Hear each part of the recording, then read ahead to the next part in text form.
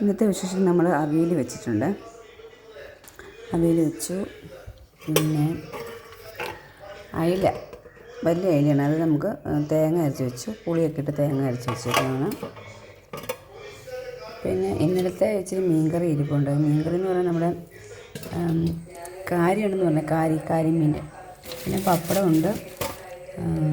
ഇത് ബീൻസ് മെഴുക്ക് പുരട്ടി. പിന്നെ മാമ്പഴ പുളിശ്ശേരി ഉണ്ട്. സാമ്പാറും ഉണ്ട് കേട്ടോ. പിന്നെ രാവിലെ അപ്പവും മുട്ടക്കറിയാണ്. മുട്ടക്കറിയുടെ മുട്ടയില്ല, അതിൻ്റെ ഗ്രേവി ഇരിപ്പുണ്ട്.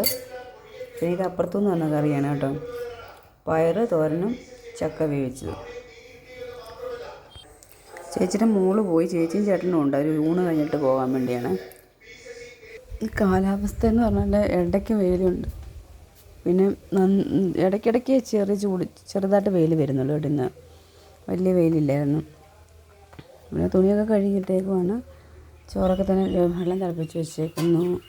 ചോറ് റെഡിയാക്കി വെച്ചേക്കുന്നു. ഇനിയിപ്പോൾ 1 മണി അവരിനിയും കഴിച്ചിട്ട് ഊണെല്ലാം കഴിഞ്ഞിട്ട് പോകാമെന്നും പറഞ്ഞുകൊണ്ടിരിക്കുവാണ്. മമ്മു വെളിയിരുന്ന് പഠിക്കുന്നു കേട്ടോ.